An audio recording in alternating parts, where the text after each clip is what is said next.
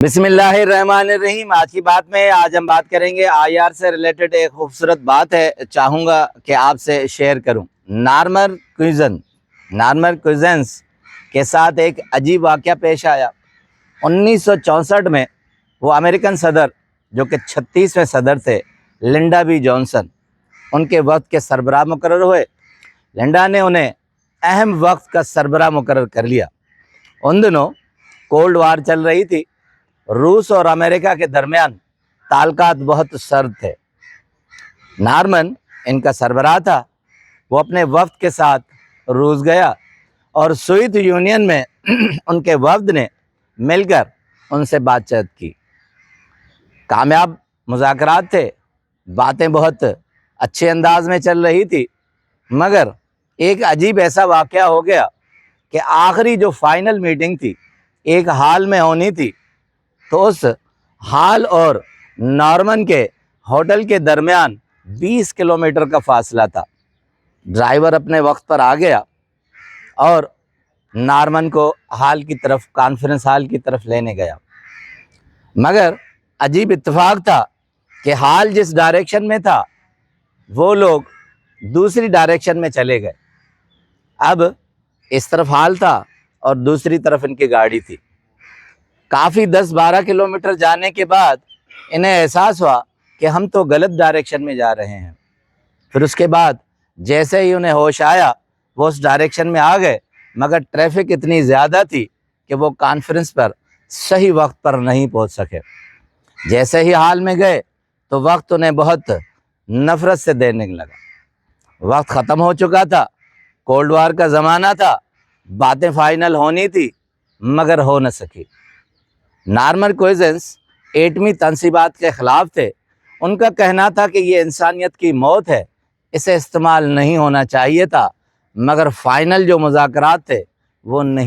Norman بہت depression میں آ گئے اور ٹینشن کی صورت میں وہاں سے نکل آئے۔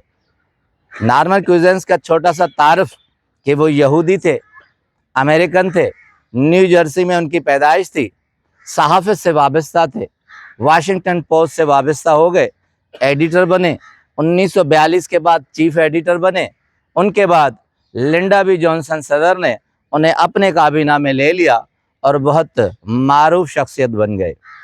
مگر اس واقعے کے بعد انہیں ڈپریشن نے کھا لیا۔ انہیں بہت افسوس ہوا کہ جو عظیم کام مجھ سے ہونا تھا وہ میں نہیں کر سکا۔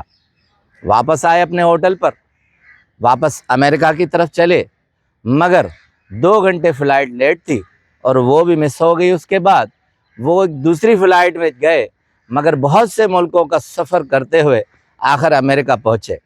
ڈپریشن کا شکار تھے، حساس آدمی تھے۔ ہوٹل میں انہوں نے قیام کیا۔ ہوٹل میں قیام کے بعد انہوں نے سوچا کہ میری جو انگزائٹی اور ڈپریشن اور ٹینشن کی جو کیفیت ہے میں ڈاکٹر کو دکھاؤں۔ جب ڈاکٹروں کی ٹیم بیٹھی تو انہوں نے یہ کہا کہ ایک عجیب بیماری ہے جو انہیں لاحق ہو گئی ہے۔ اب نارمن کا ذہن اپنے جسم کو آہستہ آہستہ کھاتا جائے گا اور اس کا جسم ختم ہوتا جائے گا۔ عجیب بیماری تھی۔ ڈاکٹر نے کہہ دیا کہ لا علاج ہے۔ یہ 5000 مریضوں میں ایک مریض بمشکل 10 سال تک جی سکتا ہے، ورنہ یہ لوگ آہستہ آہستہ مرتے جاتے ہیں۔ اب ہاسپٹل میں جیسے ہی وہ داخل ہوا تو اسے تحقیق کرنے کا شوق تھا، کیونکہ چیف ایڈیٹر رہ چکا تھا۔ اس نے آہستہ آہستہ بہت سے ایسے چیزیں دریافت کرنے لگا، مگر ڈاکٹروں نے کہا کہ ڈاکٹر ہم ہیں، آپ نہیں ہیں۔ دن میں 36 گولیاں اسے مختلف چیزوں کی دی جاتی تھی اور وہ ان ادویات سے بہت ہی زندگی میں کٹھن تکلیف محسوس کرتا تھا۔ ہر 3 گھنٹے کے بعد اسے ایسا درد محسوس ہوتا تھا کہ جیسے وہ ابھی مر جائے گا۔ اس نے سوچا کہ لا علاج ہوں، علاج نہیں ہے، کچھ ہو نہیں سکتا، تو ہاسپٹل سے نکل گیا۔ ایک ہوٹل میں قیام کیا۔ اب اسے اپنے ول پر بہت یقین تھا۔ اس نے کہا کہیں نہ کہیں تو کچھ چیز ہوگی جو میرے اس درد کی تکلیف کا کوئی علاج ہوگا۔ وہ ساری رات تڑپتا تھا مگر ایک ٹیبلٹ نہیں لیتا تھا۔ ڈاکٹر نے صرف کہا تھا پین کلر اس کا علاج ہے، 10-15 منٹ تک ریلیف ملے گا، اس کے بعد نہیں ملے گا۔ وہ تڑپتا تھا ساری رات مگر ایک بھی ٹیبلٹ کو ہاتھ نہیں لگاتا تھا۔ اب ان دنوں چارلی چپلن کی فلمیں بہت چلتی تھی، ہوٹل میں اس نے ٹی وی چلائی، چارلی چپلن کی فلم دیکھی، اسے ہنسی آ گئی، اسے لگا کہ مجھے ہنسنے کے بعد کچھ ریلیف مل رہا ہے۔ آہستہ آہستہ اس نے چارلی چپلن کی فلمیں منگوائی اور وہ دیکھنے لگا۔ وہ جیسے ہنستا تو اس کے جسم میں بہت ریلیکسیشن آ جاتی۔ اسے محسوس ہوا کہ اگر میں 10 منٹ ہنستا ہوں تو 2 گھنٹے تک ریلیف مجھے مل جاتا ہے۔ تو آہستہ آہستہ اس نے یہ علاج ڈھونڈا اور زور زور سے ہنسنے اور کہکے لگانے لگا تو اس کا جسم آہستہ آہستہ ہلکا ہونے لگا اور تکلیف دور ہونے لگی۔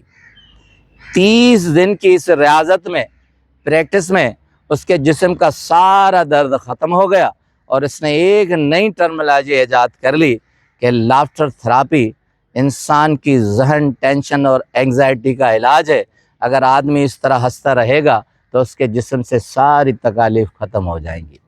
ہوٹل سے باہر نکلا، اپنے گھر تک گیا اور اس نے ایک مضمون لکھا جو کہ کہتے ہیں جرنل آف میڈیسن میں وہ واحد مضمون ہے جو کسی نان ڈاکٹر یا نان اسٹوڈنٹ نے لکھا ہے اور وہ دنیا میں آج بھی مشہور ہے۔ اس کے بعد جرنل آف ہسٹری میں اس کا مضمون ہے، وہ آرٹیکل آج بھی پڑھایا جاتا ہے کہ آدمی ہنسنے اور مسکرانے سے اپنے جسم کی تکالیف سے کس طرح دور ہو جاتا ہے۔ اس کے بعد اس نے کتاب لکھی، ایناٹومی آف این النیس۔ اس نے یہ ساری روداد اور واقعات لکھے کہ میں ایک لاعلاج مریض تھا اور ڈاکٹروں نے جواب دے دیا تھا، دن میں 36 گولیاں کھاتا تھا مگر 36 منٹ تک بمشکل مجھے ریلیف ملتا تھا، مگر ہنسنے کے بعد میں نے یہ علاج ڈھونڈ لیا کہ دنیا میں اگر ذہن کا کوئی بھی علاج ہے وہ صرف ہنسنا ہے۔ آج جو دنیا میں لافٹر تھراپی ہے، آج جو ہم یوگا میں لافٹر تھراپی استعمال کرتے ہیں، یہ نارمن کوزینس کی ایجاد ہے۔ اس نے ایک نئی تھیوری دے دی جو کہ آج تک پورے دنیا میں یہ پین کلر کے طور پر استعمال ہوتی ہے اور آدمی اسے ٹریٹمنٹ کے طور پر استعمال کرتا ہے۔ اس لیے زندگی میں ہنستے رہیے، مسکراتے رہیے، آپ کے قریب کوئی بھی انگزائٹی، ڈپریشن اور ٹینشن نہیں آئے گا۔ آپ کا بہت بہت شکریہ۔